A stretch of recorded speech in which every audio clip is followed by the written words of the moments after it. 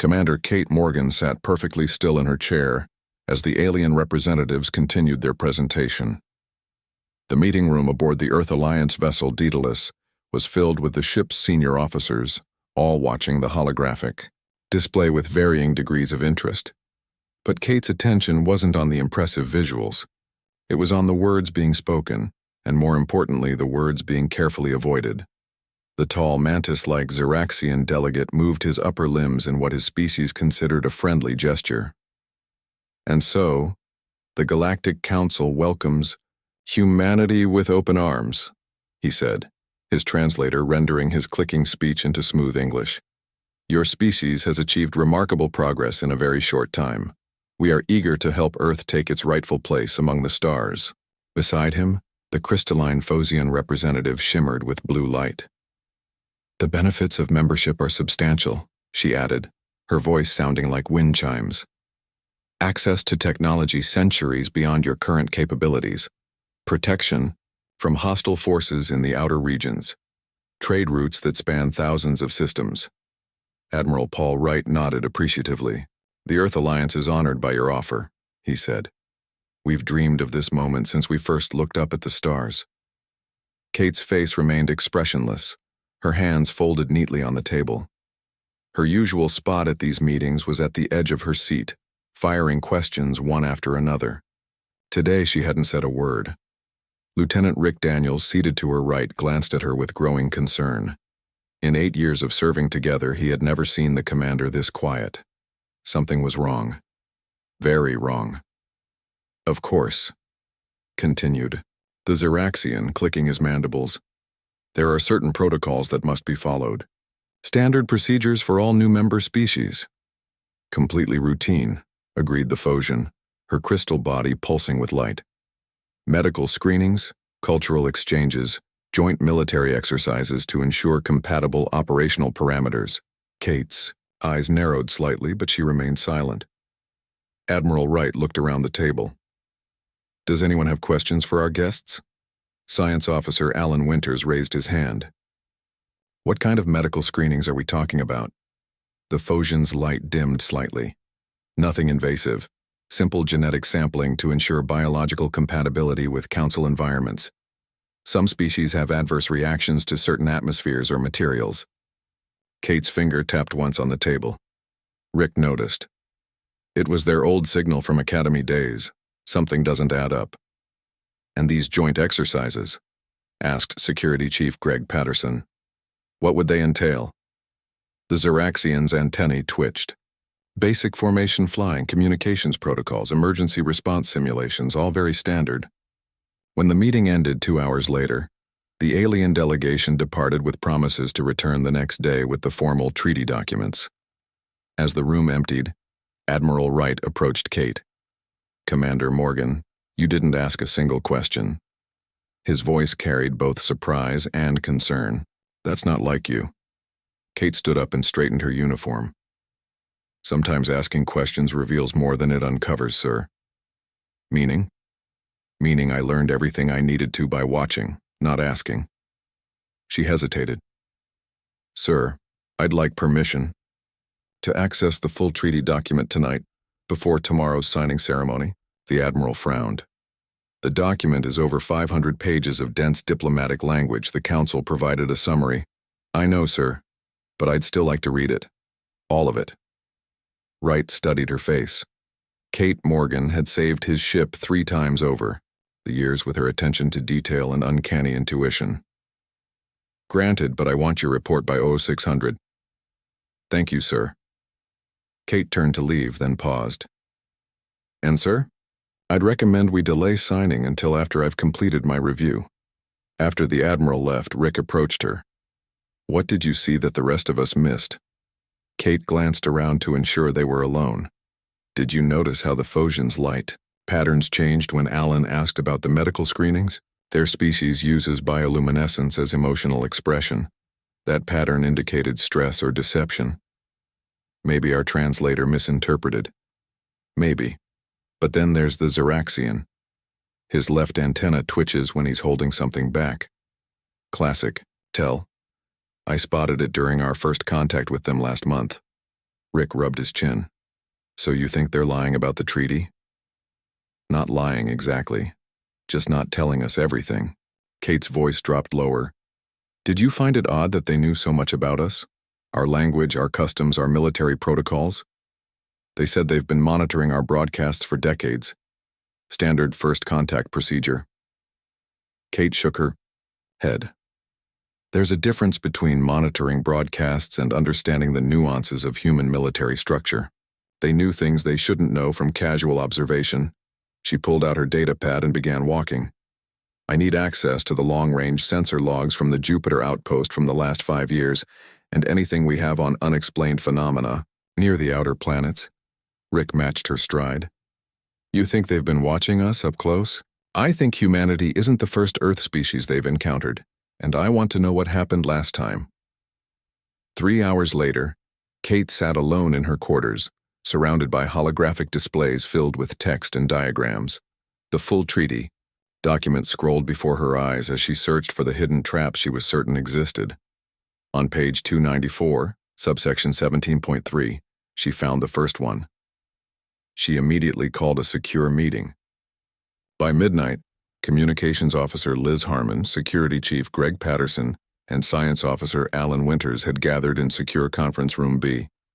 Look at this clause, Kate said, highlighting the text for them.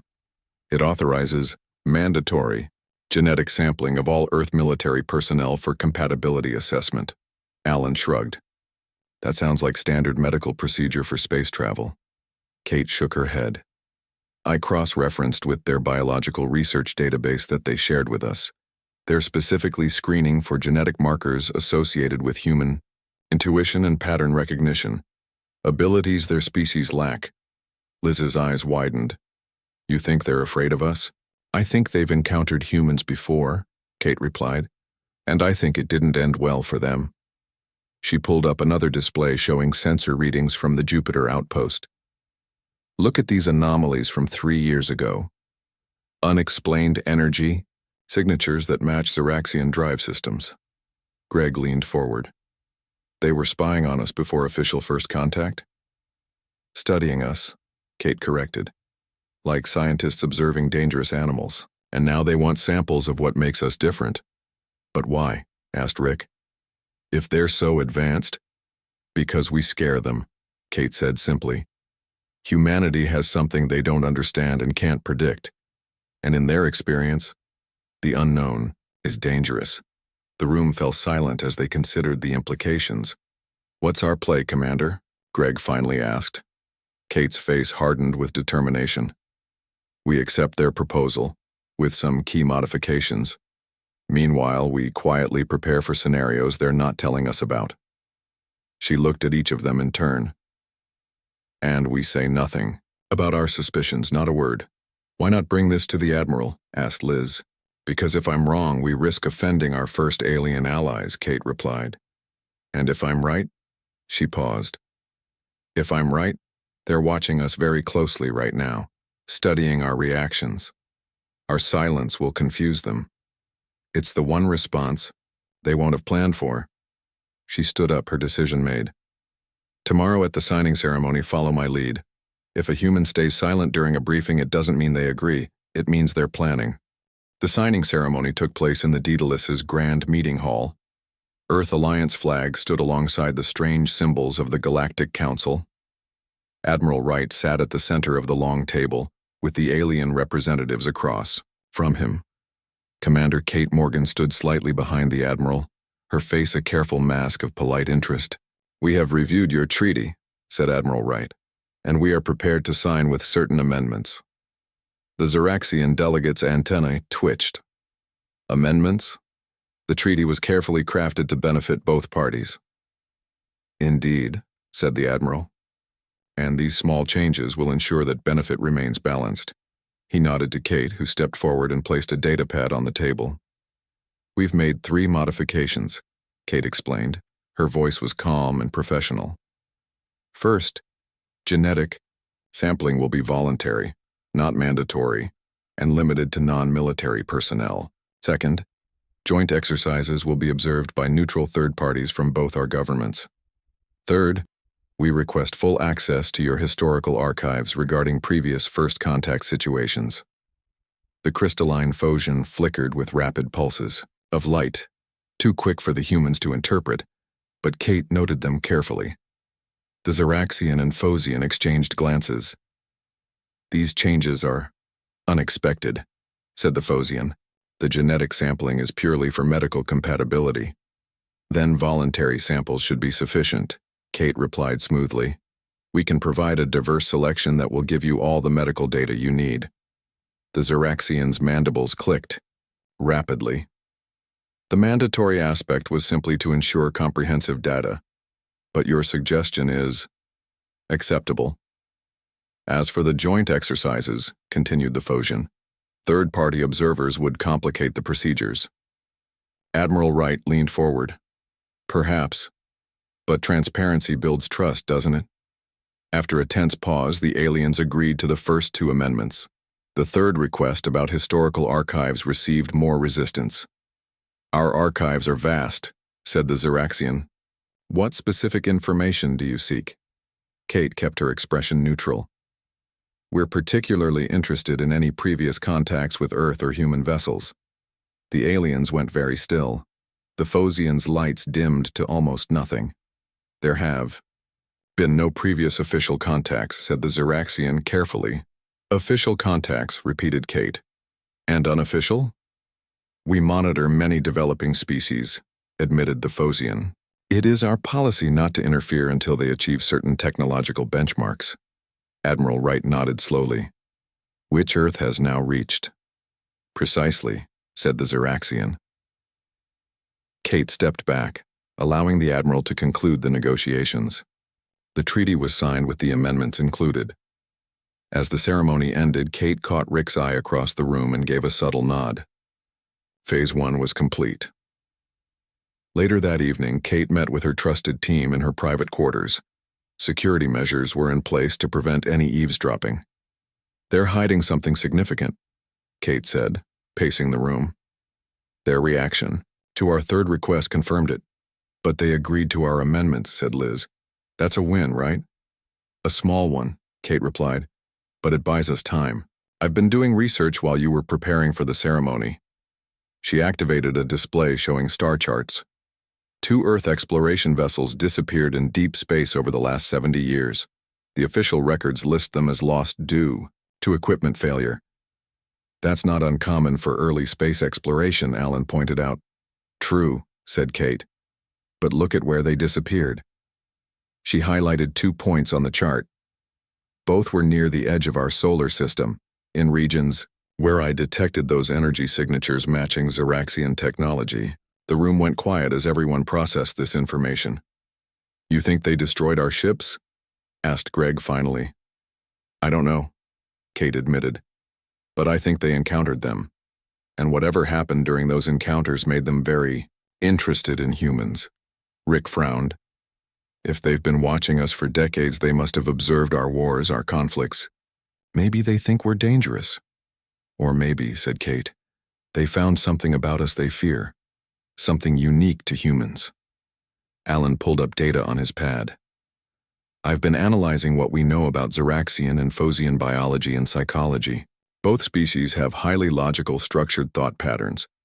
The Xeraxians evolved as hive mind colonists with specialized roles. The Phosians have crystalline neural networks that process information in rigid pathways. And humans, prompted Kate, we're chaos engines by comparison, Alan said with a small smile. Our brains make intuitive leaps, recognize patterns with incomplete information, and operate on hunches and gut feelings. Things that would be alien to their way of thinking. Kate nodded. Which explains their interest in our genetics. They want to understand how we do what we do. Or find a way to neutralize it, added Greg darkly. The next morning, the Galactic Council representatives announced that a friendly joint exercise would take place near Jupiter's orbit in 2 weeks. 5 human vessels would participate alongside Xeraxian and Phosian ships. This is happening faster than expected, Kate told Admiral Wright in his office. I recommend we prepare contingencies.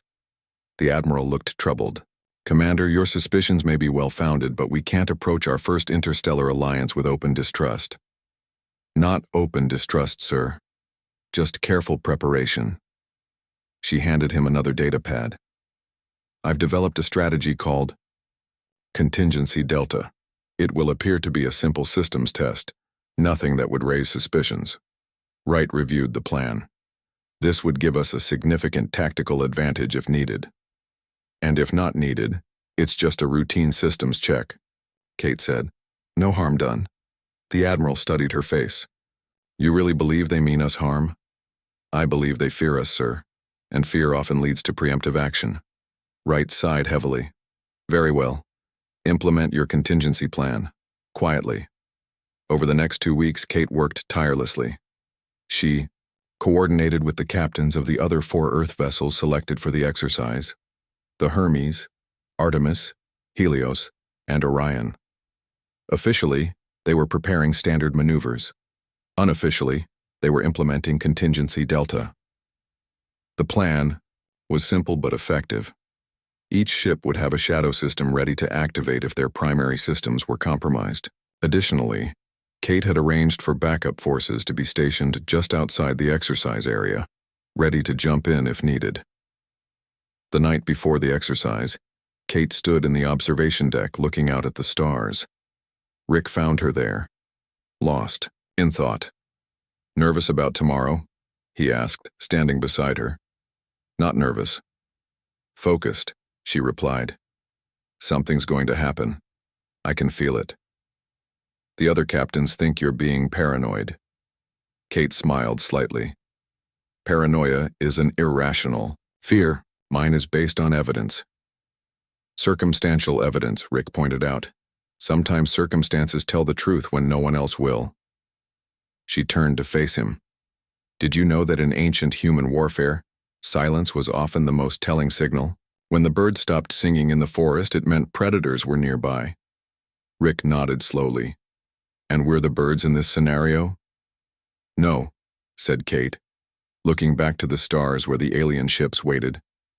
We're not the birds. We're what comes after the silence. The day of the joint exercise arrived. Commander Kate Morgan stood on the bridge of the Daedalus watching the tactical display as 5 Earth Alliance vessels moved into formation. Around them, the Xeraxian and Phosian ships glided into position. Their sleek alien designs contrasted sharply with the more functional human vessels. All ships report ready, Commander, said Lieutenant Rick Daniels from his station. Kate nodded. Maintain position 4 degrees off the designated coordinates. Rick glanced at her. This small deviation from the plan was part of Contingency Delta. To the aliens, it would look like a minor navigational error, something expected from less advanced humans. In reality, it gave the Daedalus a unique angle on the Phosian flagship. The Phosian vessel is hailing us, reported Communications Officer Liz Harmon. On screen, Kate ordered. The crystalline form of the Phosian delegate shimmered into view. Commander Morgan, your vessel is slightly out of position. Please correct your coordinates to match the exercise parameters. Kate smiled apologetically. Our navigational systems seem to be having minor calibration issues. We're working to resolve them now. Would you like assistance? Offered the Phosian. Our technology could easily correct your problem. That's very kind but unnecessary, Kate replied. This happens sometimes with our systems. We'll manage. After the communication ended, Rick spoke quietly. They seem eager to help. Too eager, Kate muttered. Why would they care about a slight positioning error? The exercise began with simple formation maneuvers.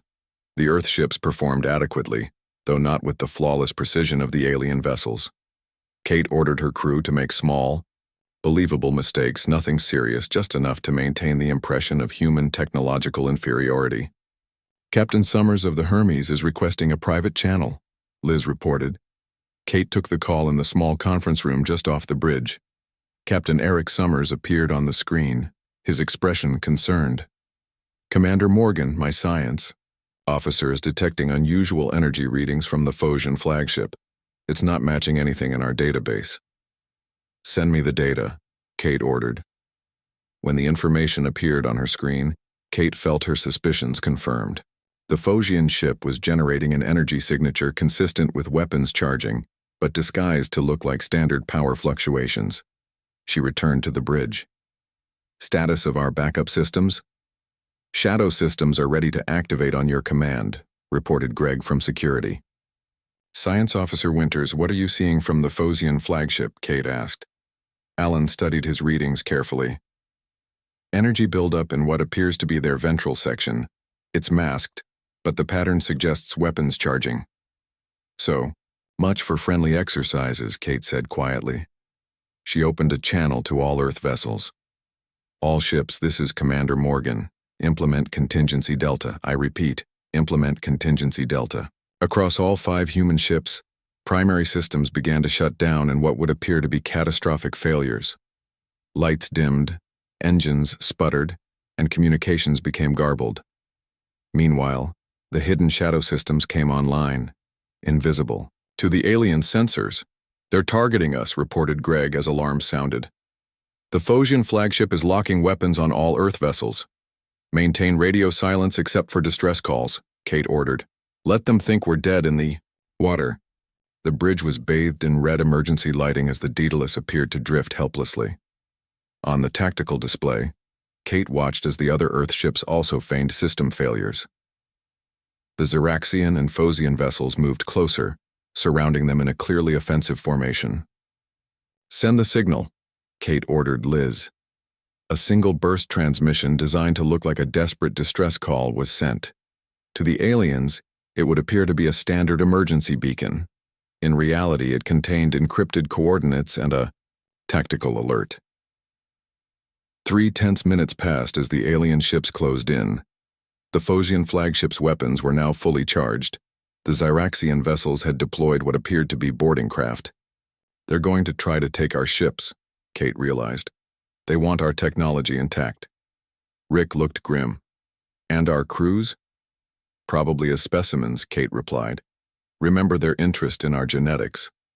Suddenly, space around them warped as 12 more Earth Alliance ships dropped out of FTL, surrounding the entire exercise area. The newcomers were heavily armed and immediately took up defensive positions around the 5 disabled Earth vessels. Admiral Wright's voice came through the communication system. Attention Galactic Council vessels, this is Admiral Paul Wright, of the Earth Alliance. It seems our navigational systems malfunctioned, bringing us directly to this location. How embarrassing. Kate allowed herself a small smile as she watched the alien ships hesitate.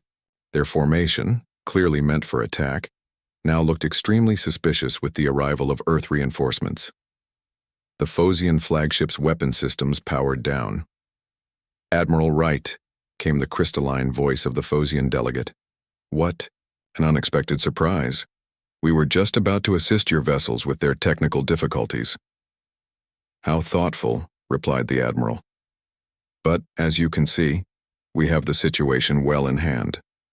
Kate gave the signal to restore the primary systems of all 5 disabled ships. Within moments, the human vessels were fully operational again, weapons at the ready.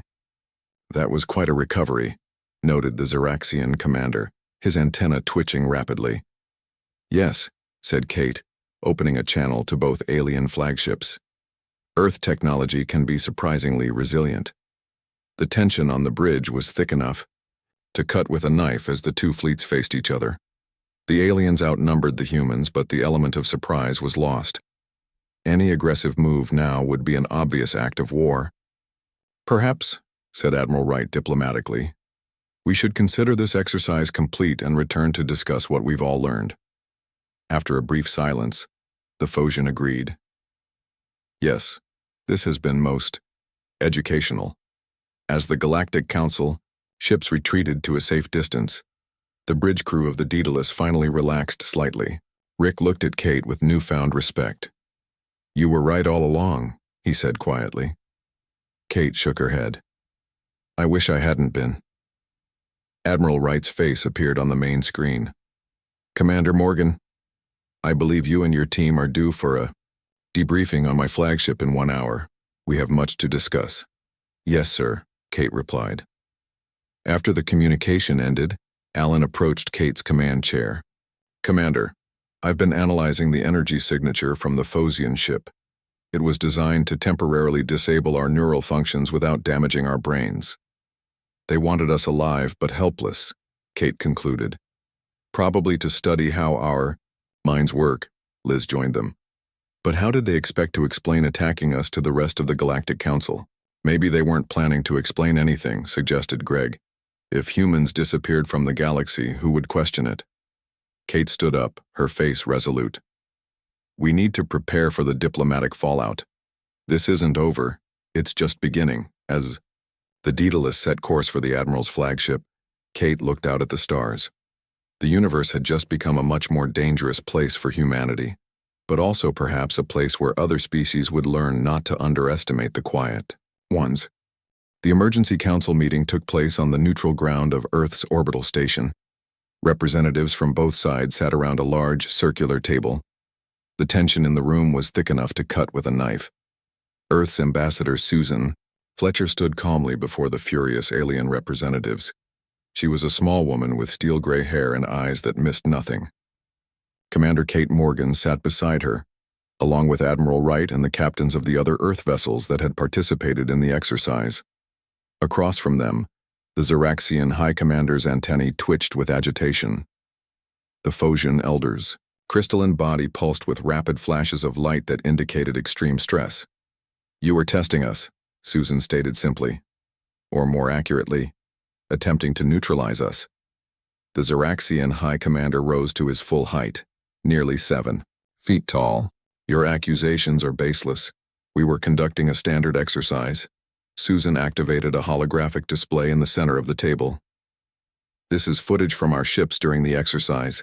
It clearly shows your weapon systems charging. The EI display showed multiple angles of the Phosian flagship, with energy readings that could not be explained away as routine. A misunderstanding, said the Phosian elder. Our systems were merely calibrating. Susan changed the display. And this is footage from an incident 70 years ago at Proxima Centauri. The hologram showed an old Earth exploration vessel encountering unknown ships. The design was unmistakably similar to current Xeraxian vessels. The recording ended with the human ship being destroyed after attempting peaceful contact. The room went silent. The alien delegates froze. You've known about us for decades, Susan continued. You didn't announce yourselves then. Instead, you studied us from afar, watched our broadcasts, analyzed our conflicts. You recognized something in humans that frightened you. The Phosian elder's crystalline form vibrated with tension. Your accusation is serious, Ambassador Fletcher. It's not an accusation, Kate spoke up. It's a fact. We recovered this footage from deep space probes that were thought lost. They recorded everything. The Xeraxian High Commander looked at his Phosian colleague, then back at the humans. He seemed to make a decision. Your kind are unpredictable, he admitted finally. You make intuitive leaps we cannot follow. In war games, your strategies defy logical analysis. So you planned to collect genetic samples, identify what makes us different, and then neutralize that advantage, Kate added. Starting with this exercise. The Xeraxian commander tilted his head. How did you know? Nothing in your behavior indicated suspicion during the briefing. Kate smiled slightly. That was your mistake. When humans are talking, we're usually just thinking out loud. When we're silent, that's when we're most dangerous. Admiral Wright leaned forward. We need to understand exactly what happened 70 years ago, and why you felt threatened by us. The Phosian elder's lights dimmed to a soft blue. It was not that particular encounter that concerned us. It was what we learned afterward, studying your species from a distance. Explain, demanded Susan. We observed your global conflicts, said the Xeraxian. Your world wars, your Cold Wars, the speed with which you developed nuclear technology, space travel. Most species take thousands of years to make such progress. You did it in decades. That's just human innovation, said Kate. No, replied the Phosian. It's more. Your minds work differently than any species we've encountered in 50,000 years of space exploration. You see patterns where there are none. You make intuitive leaps without logical steps. You gamble on hunches, and most frightening of all, you're often right. The room fell silent as the humans absorbed this information. Our civilizations are built on predictability, continued the Xeraxian. Logical progression, mathematical certainty. You represent chaos theory in biological form. So you decided to eliminate the threat before it could spread, concluded Admiral Wright. The alien representatives did not deny it. The plan was never to destroy your ships, said the Phosian. The weapons were designed to temporarily disable your neural functions. We wanted to study how your minds work, to understand the genetic basis for your intuitive abilities. And if you couldn't understand it, asked Kate, then containment would be necessary, admitted the Xeraxian. For the stability of the Galactic Council. Ambassador Susan stood up straight. Let me be very clear. Any further attempts to study humans without our consent or to contain us in any way will be considered an act of war. War would be unwise, said the Phosian. Our technology far exceeds yours. Perhaps, said Admiral Wright. But as you've noticed, we have a knack for doing the unexpected. Are you willing to gamble that your superior technology can overcome human unpredictability? The alien representatives exchanged glances. For the first time, they seemed uncertain. There is another option, said Kate suddenly. All eyes turned to her. You said yourselves that our minds work differently, that we see patterns you don't, make connections you can't. What if that ability could benefit the Galactic Council? What are you suggesting? Asked the Xeraxian. A true alliance, Kate replied. Not one based on studying or containing us, but on working together. Humans could see threats you might miss, possibilities you might overlook. The aliens seemed skeptical. Consider this, Kate continued. If we spotted your deception so quickly, what else might we notice that you've been missing? What threats to the Galactic Council might already exist that your logical minds haven't recognized, because they don't follow expected patterns? The room fell silent as the aliens considered her words. There have been anomalies at the Galactic Rim, admitted the Phosian reluctantly. Energy signatures that don't match any known species. Ships that appear and disappear without following normal space-time rules. The drift, added the Xeraxian. We've been monitoring it for centuries, but cannot predict its movements or intentions. Susan looked at Kate, then back at the alien representatives. Perhaps this is where our alliance truly begins. Not with deception, but with honesty. Not with fear, but with mutual respect for our different strengths. After hours of tense negotiation, a new agreement was reached. Earth would join the Galactic Council as a probationary member. Human representatives would be invited to study the drift anomalies and offer their unique perspective. In return, the Council would share technology openly, without hidden agendas. As they left the meeting room, Admiral Wright walked beside Kate. You turned a potential war into an opportunity, Commander. Well done. Kate shook her head. We're not out of danger yet, sir. They're still afraid of us. That makes them unpredictable. Ironic, isn't it? Said the Admiral with a small smile. They fear us for the very same reason. Kate looked out the viewport at the alien ships in orbit. The difference is we don't fear what we don't understand. We study it, learn from it, adapt to it. That's the real human advantage. Admiral Wright nodded thoughtfully. And our silence? Just the beginning, Kate replied. Now we need to show them what happens when humans start talking and working together. 1 month later, the revised Galactic Council Treaty was ratified. Earth joined as a probationary member, with special provisions that acknowledged human cognitive differences as a protected trait. No genetic testing could be performed without explicit consent, and all results would remain the property of the human volunteers.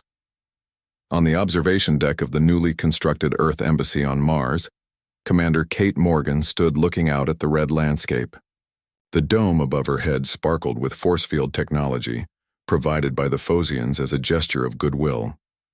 In orbit, ships from a dozen alien species moved in carefully plotted paths, their lights blinking against the blackness of space. Ambassador, Susan joined her at the window. Quite a view, isn't it? Kate nodded. Hard to believe how quickly things have changed. Thanks to you, Susan said. Your silence during that first briefing saved us all. Kate smiled slightly. They're still afraid.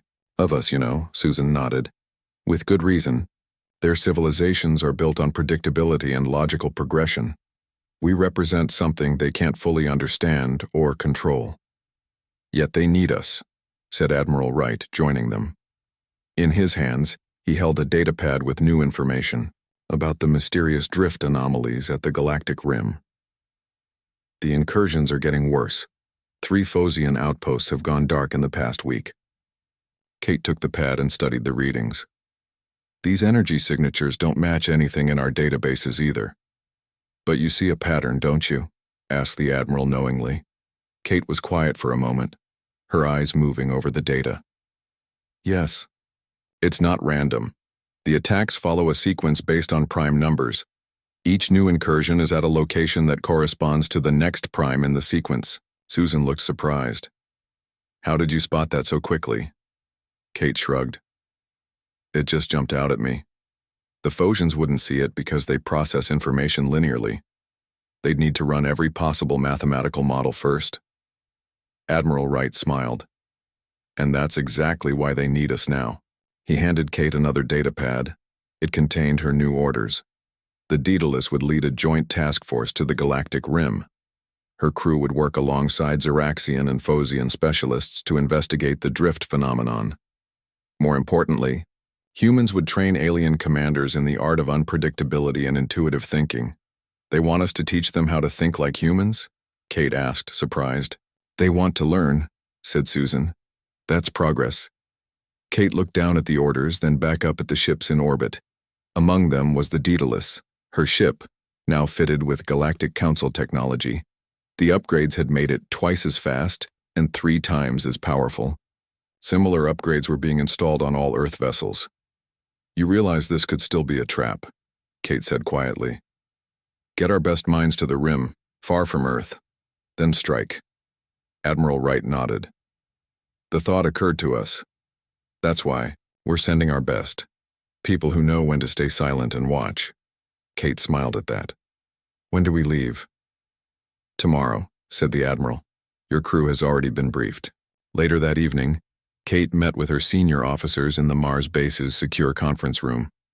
Lieutenant Rick Daniels, Communications Officer Liz Harmon, Security Chief Greg Patterson, and Science Officer Alan Winters listened carefully as she outlined their mission. We'll be working directly with the same aliens who tried to attack us a month ago, said Greg with concern. How do we know we can trust them? We don't, Kate replied simply. That's why we'll maintain our own security protocols at all times. Trust but verify. The drift phenomenon is fascinating from a scientific perspective, said Alan, reviewing the data. These anomalies defy known physics. It's as if space itself is being folded somehow.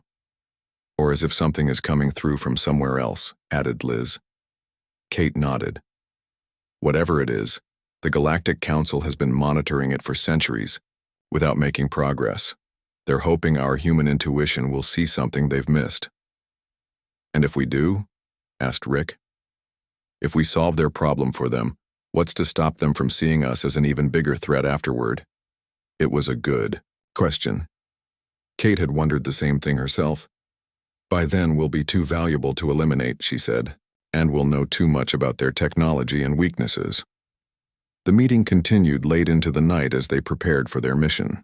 Security protocols were established, communication codes were created, and contingency plans were developed. This time they wouldn't be caught unprepared. The next morning, Kate stood on the bridge of the Daedalus as the crew made final preparations for departure. The ship hummed with new energy from its alien tech upgrades. On the main screen, she could see the Xeraxian and Phosian vessels that would accompany them to the rim. Admiral Wright's voice came through the communication system. Commander Morgan, is your ship ready for departure? Yes, sir, Kate replied. All systems are operational. Good luck out there, said the Admiral. Remember, you're not just investigating the drift. You're showing the galaxy what humans are capable of. Understood, sir, said Kate. As the communication ended, Rick approached. Her command chair. Orders, Commander? Kate looked at the view screen where the alien ships waited. They had tried to eliminate humanity out of fear. Now they needed humanity's help for the same reason, because humans were different. Set course for the Galactic Rim, she ordered. And keep an eye on our new allies. This partnership is just beginning. The Daedalus moved smoothly out of orbit, followed by the Earth Task Force. On the main view screen, a massive display showed the deployment schedule, with hundreds of human names listed alongside alien vessels. The names represented Earth's best and brightest, now heading to the edge of known space to confront an unknown threat. As the ships accelerated toward their jump point, Kate thought about how it had all started, with her silence during a briefing. The aliens had mistaken her quiet for agreement or confusion. They hadn't understood that human silence was often the most dangerous sound in the universe. Behind her, the bridge crew worked efficiently at their stations. They were ready for whatever waited at the rim. Operation Silent Watch had begun. Commander, called Liz from communications. We're receiving a message from the Phosian flagship. They're requesting a joint briefing before the jump. Kate smiled. Tell them we'll be happy to attend, and this time we'll have plenty of questions. As the stars stretched into lines around them, Kate Morgan thought about the strange path that had led them here, from potential extinction to the forefront of galactic defense. The universe was about to learn what happens when you back humans into a corner, and it had all started with silence.